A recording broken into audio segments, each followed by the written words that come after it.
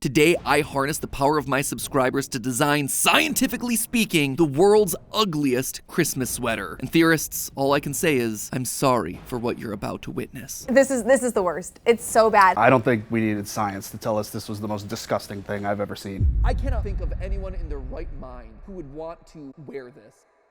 Hello, Internet! Welcome to Style Theory, where today it is a very festive episode. Across the globe, it's getting colder, the fireplaces are getting toasty, and people are starting to seed presents under the table, which means that it is time for Style Theory's first ever holiday episode, which is pretty exciting. What exactly that Style Theory is, though, is up to Amy, because Amy is my puppeteer on this channel, and she is going to determine for me what is going to be best. So, dear Santa Amy, Merry Christmas.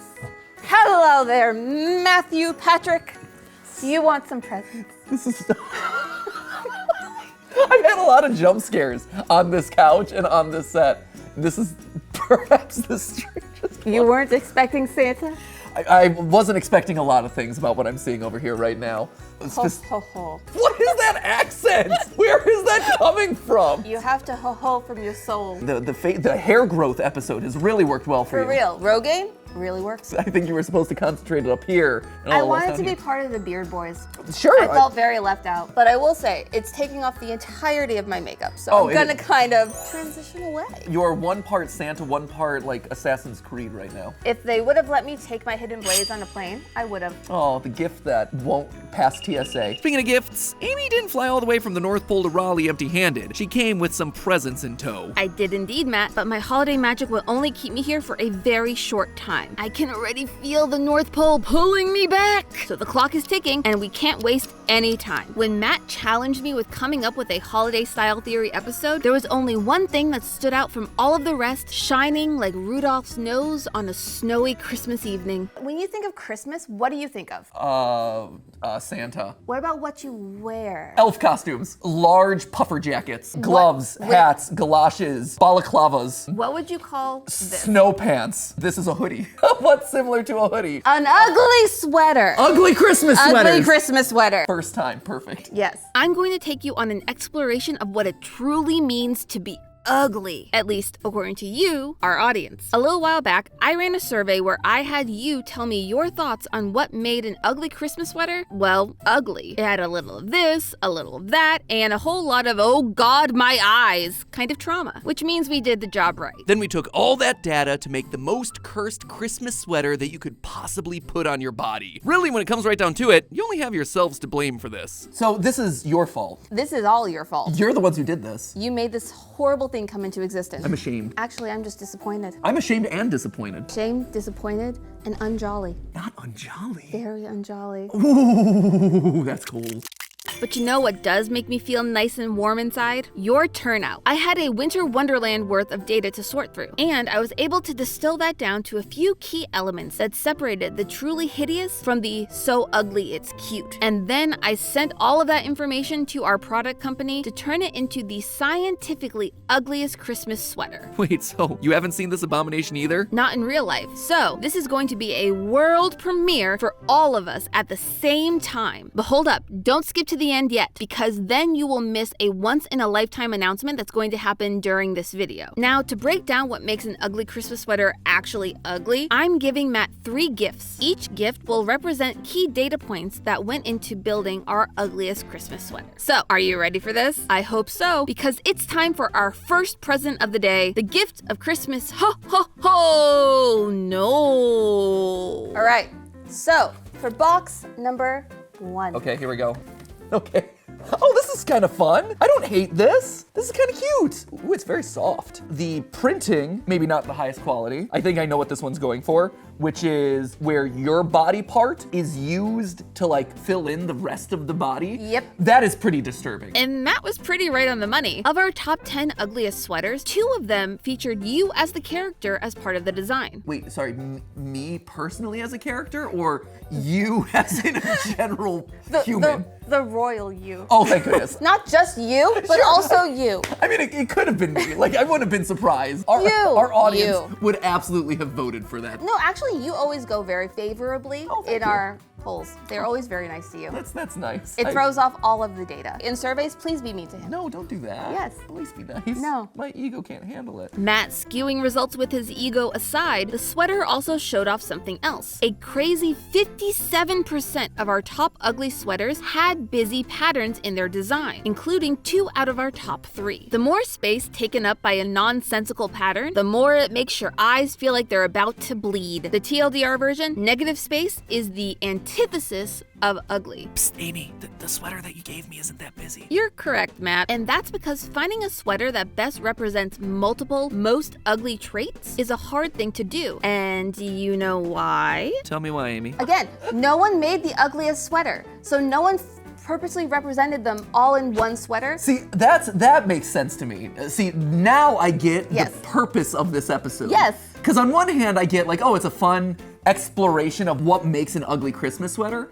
But at the same time, They don't put them together. Is there a world Yes. where the ugliest of ugly Christmas sweaters actually becomes a really good Christmas sweater? Oh, don't you worry, Matt. We'll get to that. But right now, you may be wondering why anyone in their right mind would wear something like this. And it's actually pretty interesting. You see, while the majority of our long-standing holiday traditions date back centuries, ugly sweaters are a bit more recent, like really recent. In the 1950s, with the rise of technology's ability to mass-produce both products and the ads that promote them, sweaters made to only be worn during the holidays started to come into fashion, and they came to be known as Jingle Bell sweaters. However, while I wouldn't call them fashion forward, they were not the ugly sweaters as we think of them today. Their purpose wasn't to be outright ugly. They were just meant to show off your festive spirit during the holidays. Eventually, those sweaters fell out of fashion and were considered a bit too old school to be hip with the youth. And by the time the 90s rolled around, it was pretty much dead and buried. At least it was until the Canadians entered the chat. Vancouver-based friends Chris Boyd and Jordan Birch threw the first ever ugly Christmas sweater party back in 2002. And boom! Suddenly everyone and their grandma was grabbing a Santa or a Rudolph to slap on their chest and join in on the festivities. And now you can't walk 5 feet during the holidays without running into one of these bad boys. Hey, thanks for the history lesson, but is it time for my next present? Sure is. I call this one the gift of Christmas. What the fudge is that? Just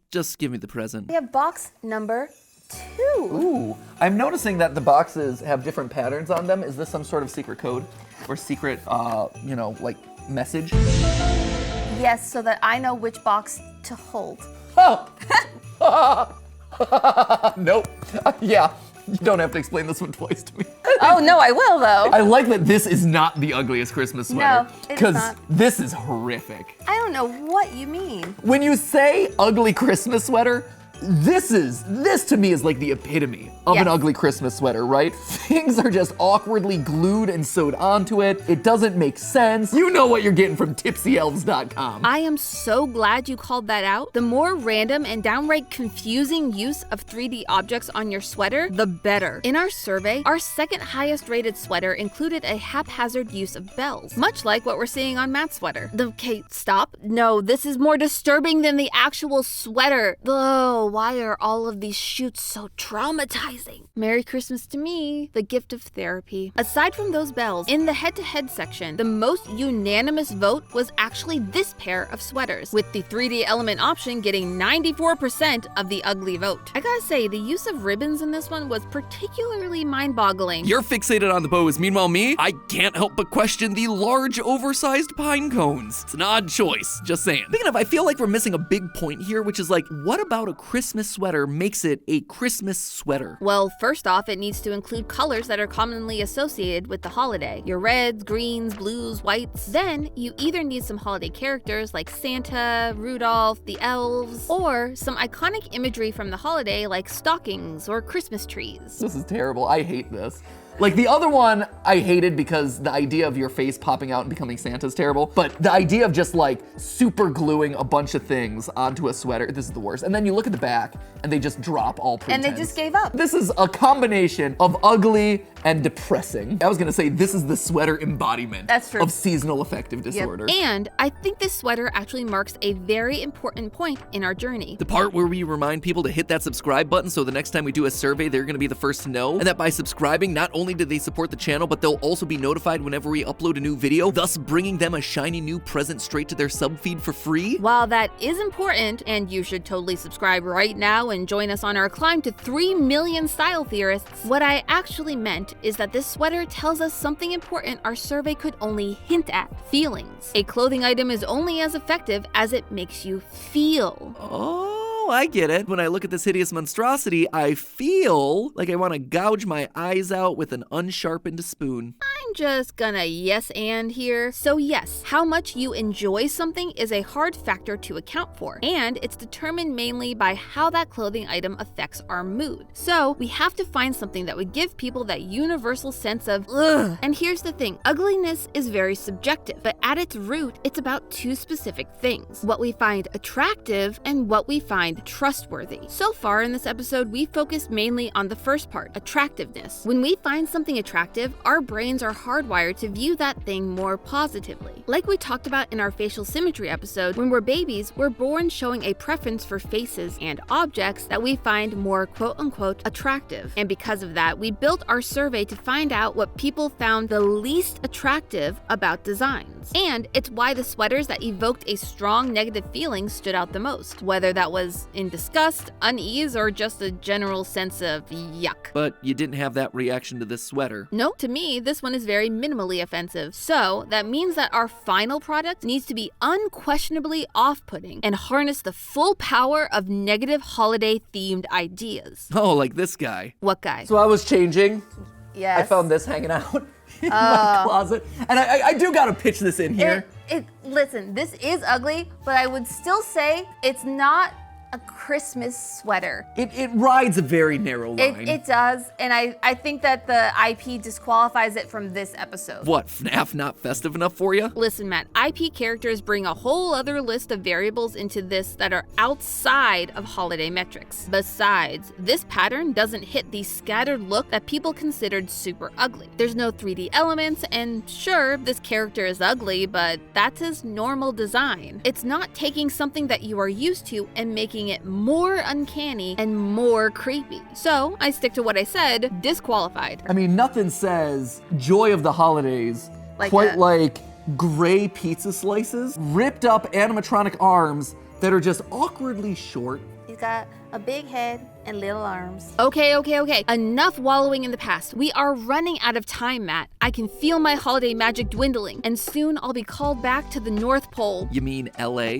No. Like the original Santa, Santa Amy is also from the North Pole. Sure, we'll go with that. So, Santa Amy, what's left on your list? Glad you asked. After this unboxing, I have a big surprise for all of you watching that you will not want to miss. Now, on to my final gift, the gift of Christmas. Dad, you're embarrassing me. So, three-dimensional elements, giant characters, ugly repeating patterns. And then box number 3. And then box number 3 is, what do we got here? More three-dimensional elements. A little bit. What? I don't hate this one. I don't hate this one viscerally like I hated the last one viscerally. I just didn't expect you to hate the second one so much. Oh, it was so hideous. Is this one all about uncanny valley characters? Kinda, I yeah. see this and it's like, that isn't quite Rudolph the Red-Nosed Reindeer and it bothers me. It's that, plus you get the hairy texture. The little like fur texture? Our highest ranked ugly sweater was a giant Rudolph with a hairy fur texture to it. Huh. So we left one space on our survey Yeah. for people to basically describe the ugliest sweater they saw in that survey, and so many people were traumatized by the Rudolph. Huh, Harry Rudolph. Hairy Rudolph. Fascinating. The other thing that the comments made clear, realness equals ugliness. The more true to life and realistic the image, the creepier it was. Realistic reindeers, nightmare fuel. Your face on the character, gag. Add in the realistic hair, burn it with fire. This is the uncanny valley, an idea that was popularized by Japanese roboticist Masahiro Mori. The uncanny valley is where things look and feel real, but not quite right.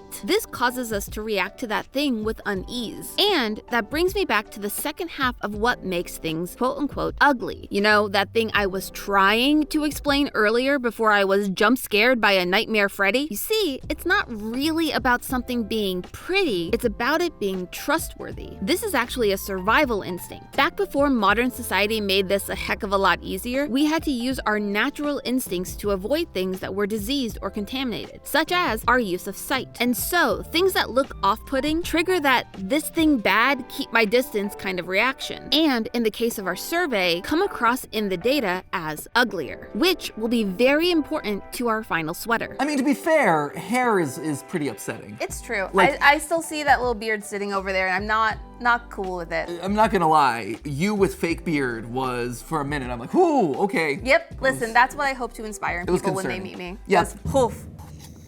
Oof. The other thing that came across that's represented by this sweater is the red. Red sweaters hit higher than any of the other colors. Really? Yes. More than like what, green? More than green, more than blue, more than brown. Yep, out of the 20 sweaters that we ranked, 8 were red, including 2 of the top 3. And let's be real, we could probably count this reddish brown one too, what with the red bells and all, but for the sake of science and clean data, we won't. And that's not all. In our head-to-head section, sweaters with a significant portion of red were also considered uglier on average, winning 6 out of 8 battles. Now this could be because historically, red is associated with danger. Think fire or blood, though, as we said in a previous episode, green doesn't have the best track record in that regard either, so we'll count this one mainly up to personal preference. However, This one, I mean, here's the thing. I don't hate it. This is the one key defining factor, hate. And what I mean by that is the gut reaction that makes you look at something and just go, ew. What stops the sweaters that we've looked at already from reaching that full ugly potential is that while they do include many of our key factors, lots of red, big, uncanny characters, loud, busy patterns, hair, and a questionable use of 3D elements, these sweaters still don't give us the ew. All of them, even the one that Matt hated, were still very cute. There's not a 100% accurate answer as to why we find some things ugly and some things cute, at least when it comes to our non-character sweaters. But I can tell you why this Rudolph is less trauma-inducing than the one from our survey. It's a thing called baby schema. You know how we look at puppies and kittens and go, "Aw, so cute." Well, this is why. When we see big eyes and big heads, we're reminded of babies. And just like babies are wired to be drawn to trustworthy adults, adults are hardwired to want to help and protect babies. However, our brains can take that to a weird extreme. I call this the pop figure effect, where we will overlook those weird and unsettling traits of something, like say, the dead soulless eyes of a Funko Pop, because it hits those baby schema qualifications, just like the Rudolph on Matt's sweater. And using that logic, we know that not only does our team need to combine all of our key factors into one sweater, they need to do something so horrifying that it gives that gut punch of ugh, something that will push our sweater so far into that realm of ugly that you would never ever consider it cute. Yeah, we're gonna combine it all together into an ugly sweater monster. Like a big old ball of ugliness. We will fusion, huh? Was that a Dragon Ball Z reference? Yeah, we're gonna fuse it all together into one ultimate super sweater. The greatest hits collection of disgusting elements, all on one sweater. Your All- one-stop shop for just terrible awfulness. All brought to us by you. That brings us to the moment that you all have been waiting for, the big reveal and my surprise. Just like Matt is about to be gifted the scientifically ugliest Christmas sweater as determined by the results of our survey, you, yes, you watching this video right now, have the chance to own one too. By clicking the shopping button in the bottom left corner of your screen, you could own the world's scientifically proven ugliest Christmas sweater. And listen, this is a Theoryware first. It is our first ever limited run. We are only making one of these in every size available on our website. And once it's gone, it is gone for good. So you better hurry and click that button so that you can own a piece of holiday history. With that out of the way, I can't wait anymore. I need to see the final result for myself. Hold it in my hands and get to, wait, what's happening? No, no, no! You know, now having worn this for the last half hour, I'm really coming to love it. It's got fun lights. It's really cute. I might wear this bowling later. Amy's gone. Dear Matt, had presents to give, people to see. You know the drill. Here is the ugliest Christmas sweater. Words cannot describe for you the level of untidy scrawl that is Amy's holiday note here. She disappeared off to the North Pole, I guess. So without any further ado, ladies and gentlemen, here we go.